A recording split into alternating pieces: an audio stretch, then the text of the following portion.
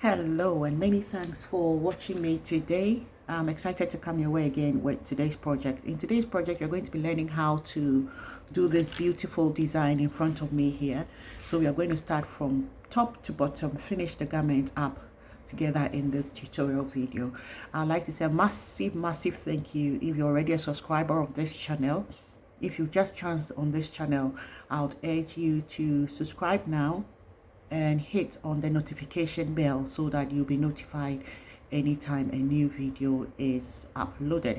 I would also like to say thank you very much to all our subscribers and our viewers. Because of you today, this channel can be monetized to support our charitable work to women in our community. There are a lot of new features on our channel today which allows us to monetize. So you would see that on the right hand corner at the bottom of this video, when you look at it, where the subscribe button is, there's another button on the side that has join. When you click on that join, it allows you to become a member of this channel. Now there are different categories of becoming a member. There is the bronze membership, the silver membership, and the gold membership. All these categories or levels have different perks to it, and when you click on the join, it gives you all of those perks. So you join at the level you really want to join. It's also another feature that has super to it, so it allows you to make a one-time contribution to this video if you like it. So if you like the video, you can give us a thumbs up. You can also share our video as a way of supporting the work we do for women in the community, or you can also give a little token or contribution towards our project if you like this video. Now let's get right into it.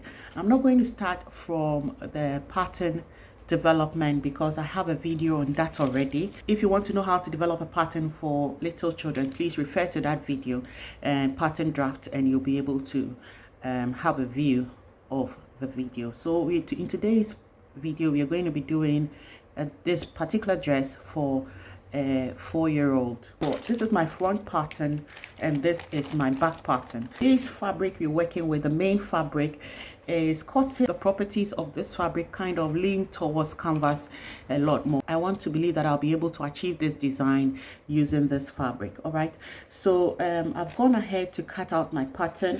Most of the times people would want to know how to go from just a basic bodice block to a beautiful design as this, and that is exactly where my emphasis is going to be in this video and hopefully subsequent videos to come, if I'll be able to do that for you.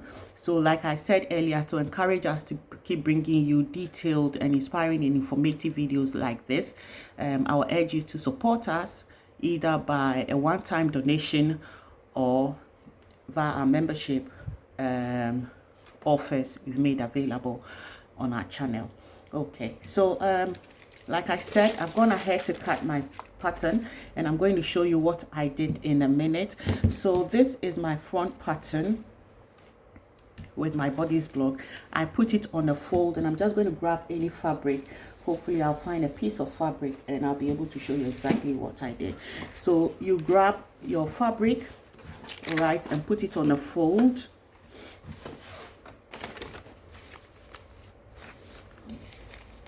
So as you trace out half of the front bodice block, in effect, when you open it up, you have the full bodice block traced out. Okay, so I cut out all my shape I have. Remember, this bodice block hasn't got seam allowances to it. So as you trace it out, you would have to leave your seam allowance here. So at the neckline here, you'll be leaving half of an inch. All right, at the top you leave half of an inch, at the armhole area half of an inch, but when you come to the side you can leave as much as 1 inch or 1.5 inches depending on you and exactly what you want to do. So I traced it out up to the waist, all right, and I had also come down a little bit to leave half an inch as my seam allowance. So I'll be stitching on this line and this becomes my seam allowance. Okay, so that's exactly what I have done here, and you see that when you cut on half of the bodice block and you spread it out, you have the full frontal bodice block for you. Now remember, the dress we are making is a halter neck, so I'm going to have to alter this shoulder area to serve as a halter neck, and we'll come to that in a minute. Okay, so I've done that for my front bodice block.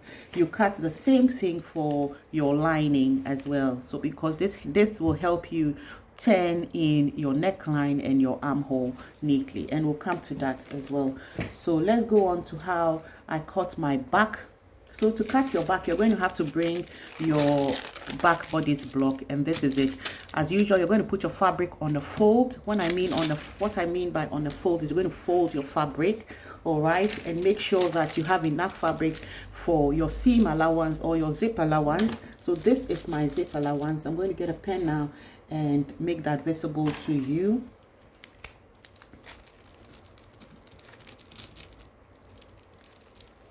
So this is my zip allowance, all right, and as I cut, I'm going to be leaving my seam allowance on the side.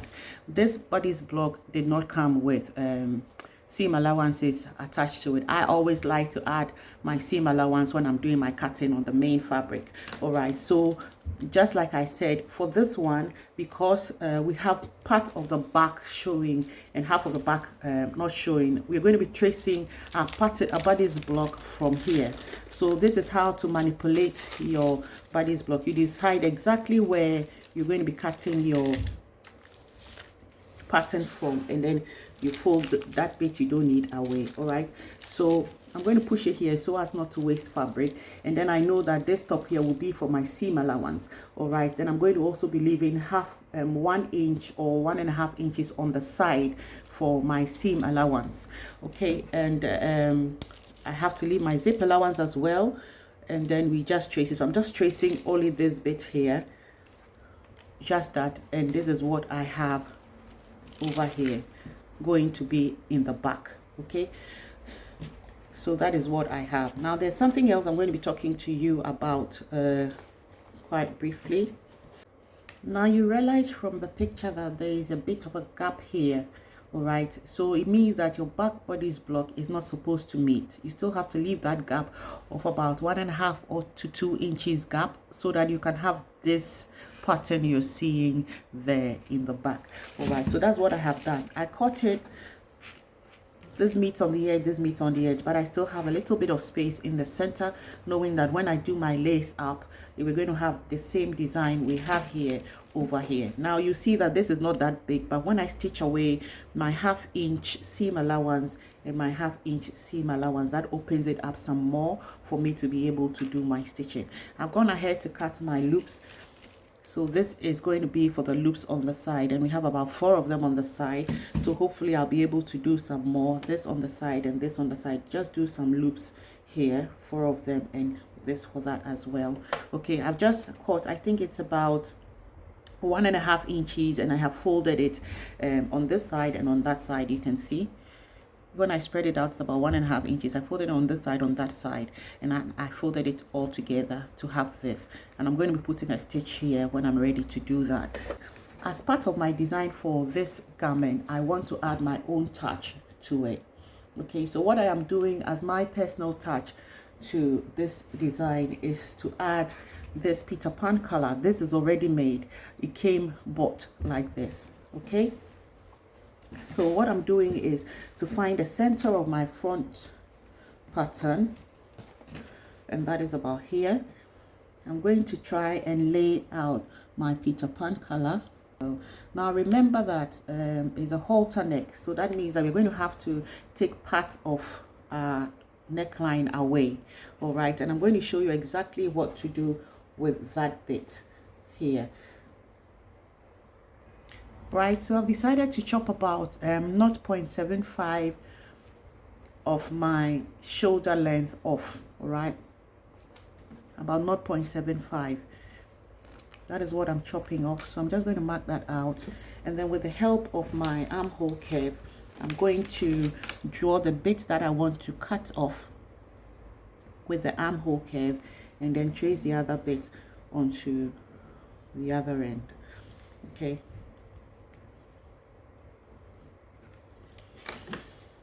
I'm going to go ahead and cut this out and bring it back. Okay, so I've folded the fabric onto itself. I'm going to trace the same pattern on the other side and cut this as well. When I'm done with that, I'm going to put the same thing onto my lining. and cut that off as well. Okay, so this is what we have now. We have that going in like that. I'm going to bring my already made Peter Pan color, trying to see if I can find the front of this. I think that's the front. So I'm going to make sure that I line them up properly and see to it that the shoulder bit here, there's room to stitch this off and then join it as well. So I've pushed it, if you can see, I've pushed it towards the end, and that is how I'm going to stitch it down. Okay, so it's going to look bigger on this side, and as it goes up there, it's going to narrow out as well. I'm doing the same thing for this end here. Now another thing you have to know about Peter Pan color is let this bit here overlap a little bit. In that sense, after I finish stitching and I turn it over, you still see that it's meeting. Now if you don't do that and you make them meet like this, when you finish stitching and you turn it over, you see that there's a gap here, and that doesn't look nice. So you make sure that it's overlapping just a little bit. So when I finish stitching up here and I turn it, I still have them meeting beautifully here. Now when you look at the bottom, you see that they are lined up as well, and I want to use my ruler to help me properly line them up. And it looks like, from what I see, this one is down and this one seems to be a bit higher. I like what I'm seeing and everything I have now. I think they should come a little bit away from that. Okay, so I'm going to go ahead and put my pins in place so that this, what I have done, does not move before I bring over my lining, and then we take it from there. Okay, so I've gone in to cut out all my excesses. You can see I just cut it out, and I did that with the help of my rotary cutter. I'm going to bring my lining and place it on top of this, and then I'll go ahead and then run a stitch on the neckline and come back to you with the next step. So as you can see, I've gone ahead to put my stitch in there. Now the next thing I'm going to do now is to put snippets in around it, because this is a rounded shape and you need to do that so that it turns beautifully. Okay, so this is what I have.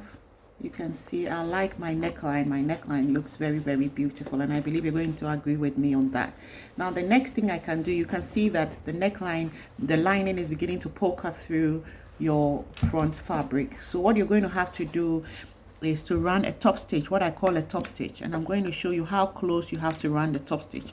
Now you're going to have to run the top stitch over here. All right, you're going to push your seam allowance towards your lining. So you're going to hold it like that and run your top stitch holding on to your lining. So I'm going to do a top stitch, iron it beautifully, and bring it back for you to see the effect. Okay, so this is what we have, and I'm liking it. It looks so beautiful. This is what we have. I'm going to go ahead and then do the back side of the garment, and then we'll come back and put it together. So, all right, so I've gone ahead to do a few steps, and I'm going to talk to you about that. So this is the back. If you remember, the back was laced up. So I've done one side of it, and this is the other side of it. Okay, so you're going to be cutting, you remember the strip I talked about, you're going to cut it to about 2.5 inches long. And when you've done that, you're going to hold it like this and cross it over like that. Okay, when you've done that, you put a stitch to it. So I've done 8 of them, because 4 on this side, 4 on that side, making 8. And when you do that, you're going to grab one of the back panels, all right, and then assuming this is like that, you're going to be placing them at intervals. So I have spaced them out according to how I want them to be. Okay, remember there's always going to be a stitch up here, so you leave some space here for your seam allowance as you place them at intervals. And this is what I have done. Make sure you are placing them away from the edge you'll be stitching. Remember that all the time. You place it away from the edge you'll be stitching. So look at that. It's going towards the opposite direction. This curve is going almost towards the opposite direction. When you do this, you pin them in place, and the next easiest thing is to try and stitch all of these in place at the edge here. So you can go over the machine, right, catching on this stitch all over. That is easier that way. Okay, so it doesn't move or change the position you want it to be. Then you come back and place your lining on top of it, and then stitch up here and there. we'll do that and I'll come back to the next step from there. All right, let me bring you up to speed where we are. So this is the back completed. I'm going to move that away and bring the front bodies back to you. I've started attaching the ribbon I'm going to use to tie at the neck. I've attached one. I'm going to show you how to attach the other one. All right, so this is my ribbon. I'm going to place the ribbon on top of the Peter Pan color, very close to the edge here. All right, and then I'm going to bring the lining on top of it like that. So we're going to be stitching it like this. I'm going to bring my lining back onto it. So this is what I'm going to do. I want to finish off my armhole and my shoulder at the same time. So I'm going to stitch this way up, and that is it. And when I'm done, I'm going to slit, because this place is a curve. Now remember, anytime you're stitching in a curve, you have to slit it open so that it turns beautifully. I'm going to do the same thing on this side, do the same thing on that side, and bring it back to show you. Okay, so this is what we have. I'm going to turn it inside out, and then we take it from there. I'm going to put an iron to it and bring it back to you so that you can see the beautiful effect of it. All right, so this is what we have. I have quite a number of things on my table today. Please permit me. This is going to go around the neck, and then we're going to be tying it like that. Now let's connect the sides to it. I'm going to bring this here and bring this here. All right, so to finish it beautifully, I've marked out where I'm going to stitch, and if you look at this place, I've gone a step further. So what I have done is to move the lining away from the main fabric on both sides and just hold the fabric together. Make sure that these ends here are meeting, and pin your main fabric together and pin your lining together as well. So I'm going to bring my lining this way and pin that together as well. I'm just trying to have a good finish for the inside as well as for the outside, and this is a perfect one. So all my seam allowances on the sides will be hidden. Okay, so when you've done that, you can clearly see the side seam from here. What you're going to do is continue or carry on the side seam onto the main fabric. Now make sure that your seam allowance on the armhole is all moving towards your main fabric. Okay, and that is how you're going to stitch it. So you can see what's happening here. Make sure that everything is lined up beautifully. If this bit is not done properly, it's going to affect the shape of your. So I'm just going to carry on and extend my shape down. If you think you cannot extend the shape by free hands, you can always bring back your draft and then use your draft to help guide you. But I have just been able to extend my shape back onto this. So I'm going to go to the machine, stitch the sides together, and bring it back from there. All right, so this is the inside seam on the side that is hidden. I've trimmed it down a little bit because it was too bulky, and this is what you see on the reverse side of it, of things, and it looks a bit bulky here as well, but I'm just going to leave it the way it is, and I'm going to iron it down. So you can see that from the inside, the side seam is finished beautifully and is hidden in there, and this is hidden as well. Don't worry about this one, the pen mark. When I iron, that mark is going to go away completely. So I'm going to go ahead to my iron, and as I'm ironing, I'm going to press my seam open like this, so when I bring it down together, it is not as bulky on the sides here as it is now. Okay, so this is what we have and where we are. If you look from the inside, this bit is finished up beautifully, and that is what I like to it. All the pen marks are gone on all the pen marks are gone from the iron, and this is the front side of it. I'm going to set this on the side, and then we start with the bottom. All right, so for the bottom, we're going to do gathers, and I'd wanted to do a full gathers, but I didn't have enough fabric. So what I've done is I'm going to be doing nearly full gathers. And if you don't know about what full gathers are, half gathers, and all of that, check out gathers video. I'm going to also be linking that in this video in the description box. I'm going to put a link there as well, so you can visit that to see how to make a gathered skirt or to make gathers. All right, so I'm going to make gathers with the bottom. What I have done is, when you want to make a full gathered skirt, you have to multiply the waist of your model by 3. So in this case, the waist of my model is 21 inches, and I'm going to be multiplying it by 2.5 inches. Like I said, my fabric was not enough to be able to multiply by 3. Remember, when you do that, you're going to be adding all your seam allowances. So just multiply the waist of your model by 3, and after that, you add your seam allowances on the sides, and don't forget to add your zip allowance as well. So I'm going to go ahead and do that. Now, in this case, I'm going to have my side seams, all right? Instead of putting the whole thing together and then having one piece of gathered skirt, I have 2 fabrics. So I have that and I have that, and I'm going to make gathers on separate fabrics, bring them together, join them on the side, and then put a placket, put a continuous bond placket at the back. There's also a video on that continuous bond placket, how to do that, in our channel, and I'm going to link that as well, so you can have a look at how to do a continuous bond placket. Because of this, the way this style is, I would have to do a continuous bond placket a little bit further down in the skirt so that it's easier to put it on for the wearer. I'm going to go ahead now and do my gathers, but before I go, what I have done is the full length of the dress is going to be 21 inches. So you would have to take away the length of the top, and whatever is left is going to be for the skirt. So I've gone ahead to iron out my hem. I'm going to go ahead and put a stitch in my hem for both of them.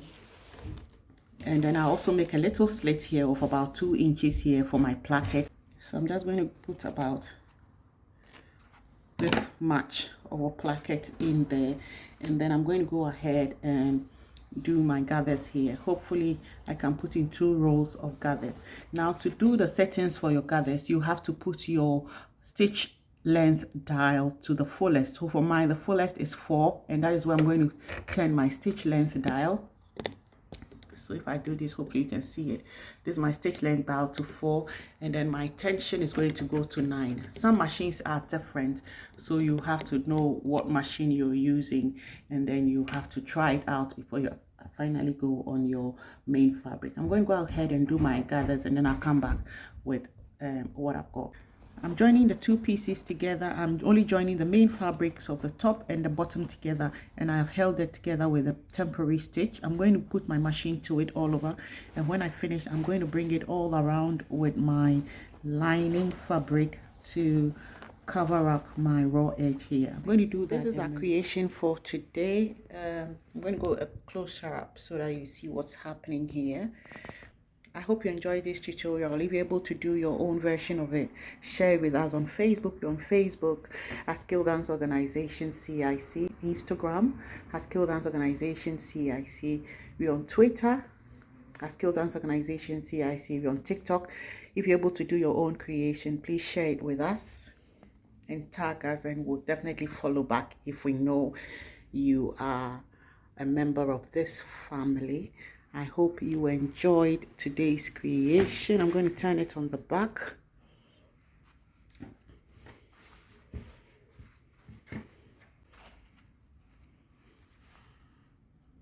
Right, because the model is not in yet. If a model goes, it is going to stretch out, and you can see the lace effect properly. If you enjoyed today's video, please don't forget to hit on the subscribe button and the notification bell so that you'll be notified anytime a video is uploaded. Also, don't forget to join to become a member of this channel. Until we meet again in our next video, have a brilliant day and stay safe. Bye.